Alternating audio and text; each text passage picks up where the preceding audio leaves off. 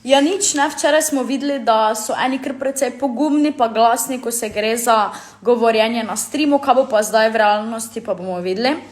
Tisti, ko ne veste, zakaj se gre, za kakve vrste provokacij se tukaj zdaj gre, da vas informiram. Žena od tega, ki se bo z Gregorjem Čeglajem pomeril v boksarskem dvoboju, pa je rekla, da bi šla z mano v ring.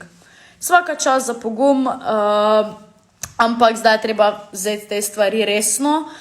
Tako da, hajdi 24 ur časa imaš, da ti ali tvoj mož javita Martiču ja ali ne, če si za ali nisi za, če si se včeraj mogoče že premislila, si prespala, prestrašila, ne vem, kakorkoli že. Treba je zadeve narediti. Tako kot sem povedala, treba je te stvari narediti tako treba, da se stvari podpišejo, da so stvari uradne in jasne.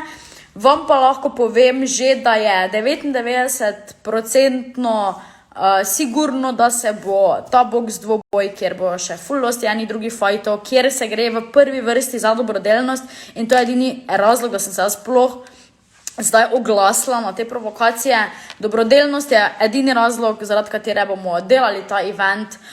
Ne bom pa komentirala, zakaj mislim, da sta si ta dva junaka našla ravno mene in Gregorja, vsi vemo, ne, za katerimi konji gre najboljša reklama.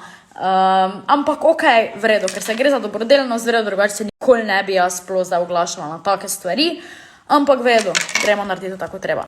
V glavnem, zakonca imata zdaj 24 ur časa se odločita, če sta sigurna, da bi rada oba šla tisto večer v ring, če bi res oba, ne, bom rejši se zadržala zdaj enkrat v življenju. Hajdi bomo sporočila samo še to, ne, s tako mentaliteto včeraj pred kamero, sledite mi, ne bo šlo, treba bo se konkretno pripraviti, konkretne priprave te čakajo, ker v ringu bo šlo zares.